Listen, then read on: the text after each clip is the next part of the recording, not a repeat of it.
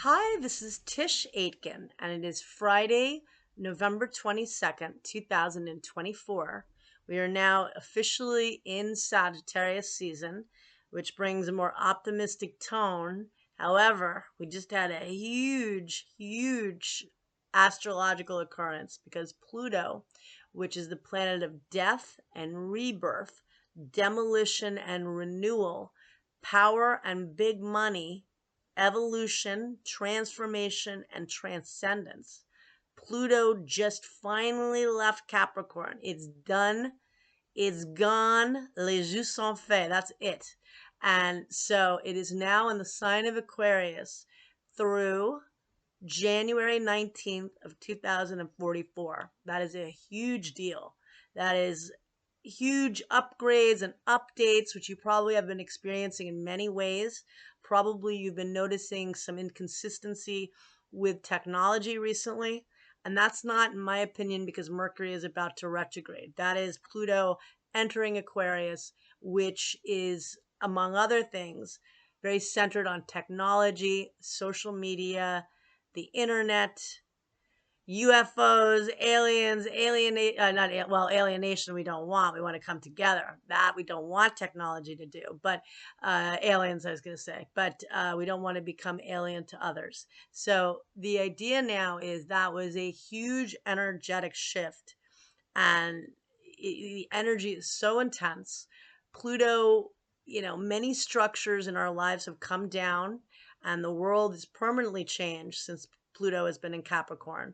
And it was in Capricorn from January 25th of 2008 on and off through November 19th of 2024.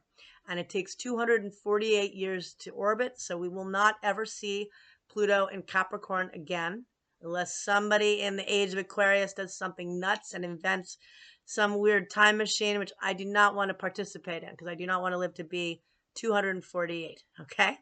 So so that was a big deal. And then when the sun entered Sagittarius yesterday, it formed what's known as a sextile, and that's a very enabling aspect because fire and air work in harmony. Sagittarius is a fire sign ruled by the planet Jupiter, very optimistic and adventurous, and loves to learn empirically through life experience and travel, and garner wisdom through interacting with the world. And it represents vision. Jupiter is the vision. And right now we have a grand trine in fire, and I know, unfortunately, there have been many fires of recent, and there was a big drought. We're starting to have water now, ironically, as we start to have a grand trine in fire build up. And so luckily the grand trine is giving us luck because we need the rain, and we need to, we definitely need the rain. But what's happening is the sun is ego and identity, and it's in Sagittarius through December 21st when we have the winter solstice.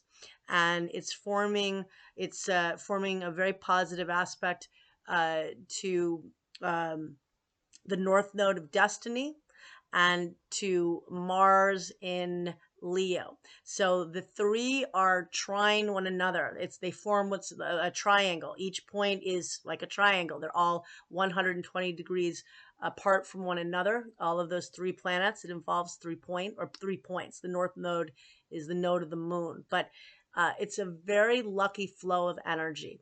And the north node is in Aries, which is ruled by Mars.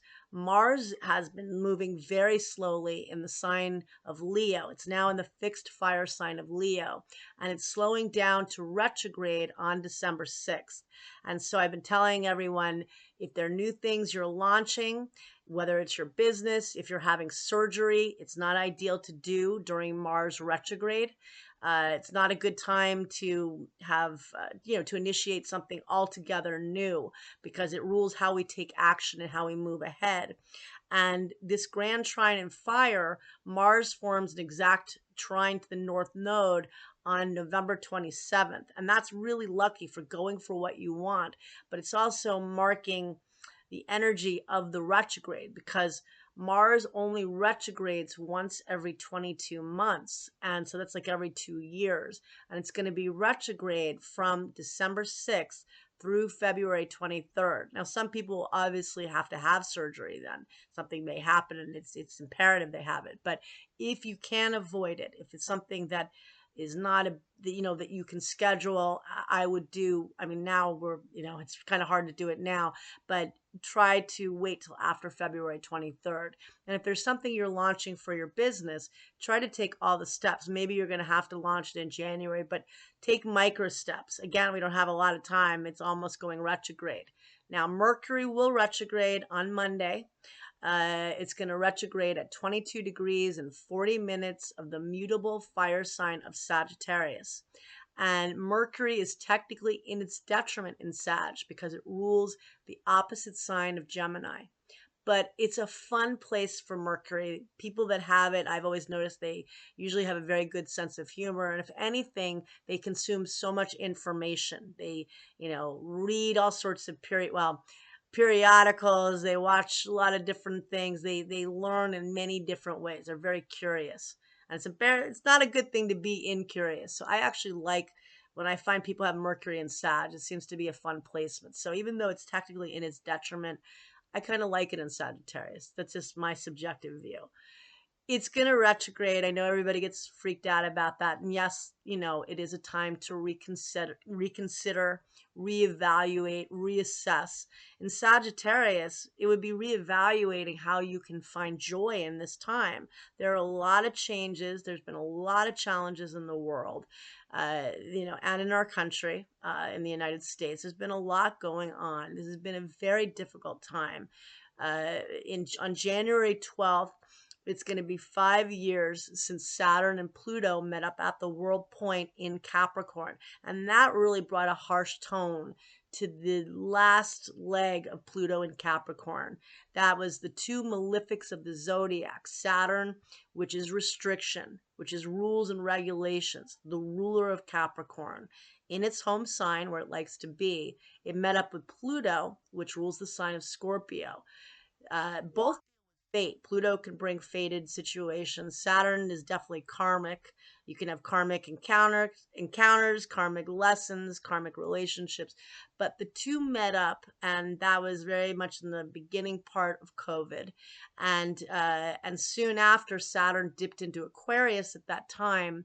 And that's when we started implementing social distancing, and people got much more involved with using platforms like Zoom to do business meetings, etc. Well, now, and I find a lot of times when we're finishing up an era, we're already partially in the new era. We were already in the digital age. We were already living on our phones and using computers and the internet and text messages, etc., to do business. I mean, I know I have my own business. I'm constantly notifications are my theme song these days. But with that said, I don't want it to constantly be. It can raise Uranus, which is the modern ruler of Aquarius, can raise your anxiety. And obviously, if you're looking at all sorts of gadgets, and you're constantly getting notifications. Sometimes it's not even anything important. And I don't mean. I mean, it may not be a message. It may not be an email. I don't know what it is. Sometimes it can hype you up, and I think that Pluto and Aquarius is it's really the new real age of Aquarius, kind of like, in the 60s when they dubbed it the age of Aquarius. It was in February of 62. There were I think there were 7 planets in Aquarius at that time. Pluto wasn't there though. And we had Saturn and Jupiter. I mean, Pluto is a huge, huge deal. This is probably the biggest thing in several years. Saturn and Pluto was huge. That was huge also, but this is even bigger because we're ending a story of 16 years, and now Pluto will be firmly in Aquarius, which is fixed, fast change for the next almost 20 years, because it's through January of 2044.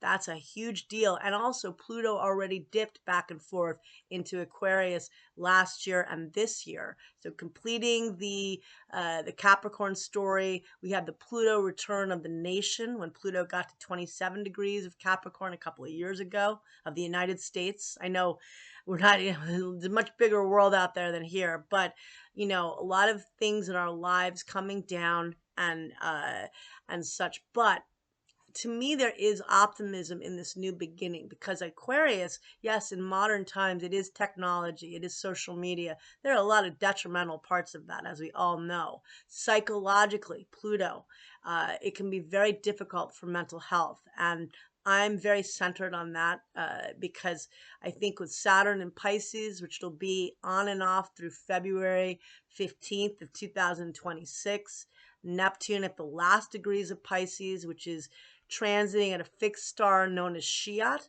And that is not an easy placement because that is, associated with self undoing and suicide and misery. But it also, every planet, every sign has a higher vibration. I know two people in particular, I mention them a lot and I will. They embody all the beautiful parts of Shiat. They are born with their sun at 29 degrees of Pisces. They give me a lot of hope. They are artists, both of them.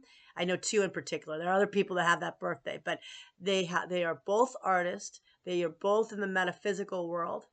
They both do astrology. I think one also does tarot. They're both really creative and they're both really kind and loving.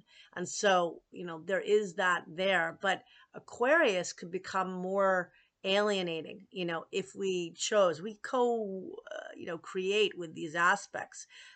You could have the chart of somebody, very different from you. There may be similar qualities or similar things that come up for you, but it's choices we make. We can choose to make a good world. We can choose to be happy. And this grand trine of fire, it's gonna peak, in the next. It's in effect now. The sun is newly in Sag. As we get more to the 25th through about the 27th, 28th, it's at early degrees. It's about the North Node, I believe, is right now at 5 degrees of Aries. So it's around.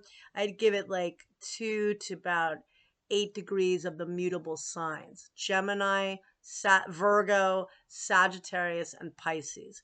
And again, I know we've had a lot of fire, but the grand trine in fire, fire is enthusiasm. Fire, and especially Sagittarius, it's ruled by the grand benefic Jupiter, the master manifester.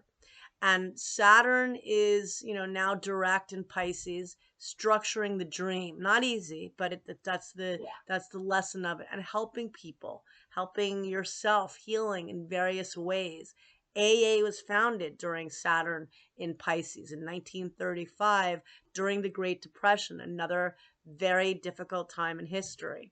So, and that was the main, well, there were two founders, but Bill Wilson was searching for hope and praying for some salvation, and he had a visitation. A white light came to him, and then 12 steps, having a sense of spirituality, helping somebody worse off than you, surrender. These are all Pisces keywords. And we have to bear in mind that in the background of everything going on, Saturn and Neptune are in Pisces on and off through February of 26. And they're going to dip into Aries next year. They're going to both be closely, they're going to meet up, but they're going to be exact to the degree and minute on February 15th of 2026. That's going to be a whole other energy. And it's going to be, I think already, a lot of people feel lost. It's very difficult for creative people and artists and empaths with the energy now.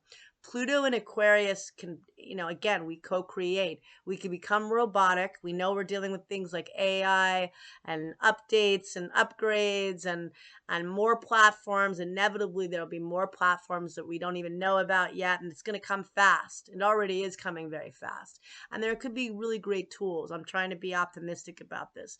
But we also can partner in real life and still form real association. And I just saw something, a commercial came up for a children's phone, and it said there was no social media, nothing like that. It was just the phone. And I think that's a really good idea for kids. And I think for all of us, sometimes not.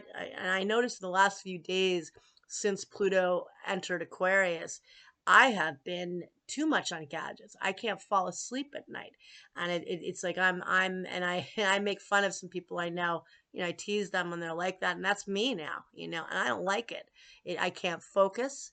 It's keeping me up at night, and it's not very productive. Today I drank less coffee because I don't need any more. I don't need to be amped up. So with that, let's think about how we can build community, how we can help others. Jupiter rules Sagittarius. Well, it's transiting in Gemini right now, where it is in its detriment because it's in the opposite sign. And so it's in Gemini through June 9th of next year. Gemini represents your local environment, your mom and pop shops, your local place you buy, groceries, or you buy whatever, your health food store, your gym, places you hang out. Support those places right now. A lot of those places are struggling. I'm finding much more since Jupiter entered Gemini. And also learning, Pluto in Aquarius is an upgrade in knowledge.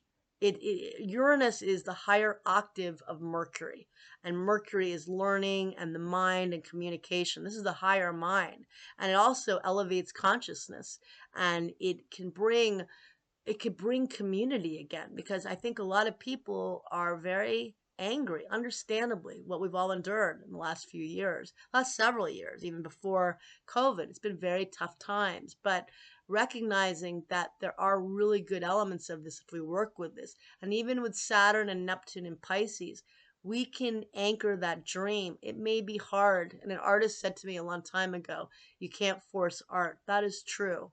Sometimes you need to relax and reassess, and you need to step back. I know with writing sometimes I do that, and then I go back if I'm writing an article and I'm not focusing, or I do it the next morning if I do more research, what have you. This is really an opportunity for us in a lot of ways to grow, to explore things we never have. Aquarius does deal with metaphysics as well. It rules astrology and more the cerebral parts, but Pisces is more soul based and intuition, psychic ability, empathy. How about that for a word we don't really seem to see a lot of these days? That definitely is. There are a lot of very empathetic people, like those two people I referenced, but there's a lot of anger and hostility in this world right now. So let's use this grand trine in fire to have hope. Sagittarius is hope. Pluto in Aquarius is a cosmic revolution. Aquarius is very revolutionary energy. And think to 1789, the French Revolution occurred during that time. And when the American Revolution occurred, Pluto was at 27 degrees of Capricorn.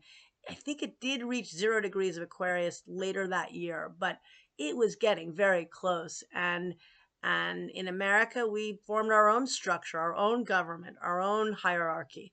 And so revolutionary energy in the sense of let's revolutionize love and connection and break through from things that are keeping us back. We're in a new era. Let's embrace it. We have no choice.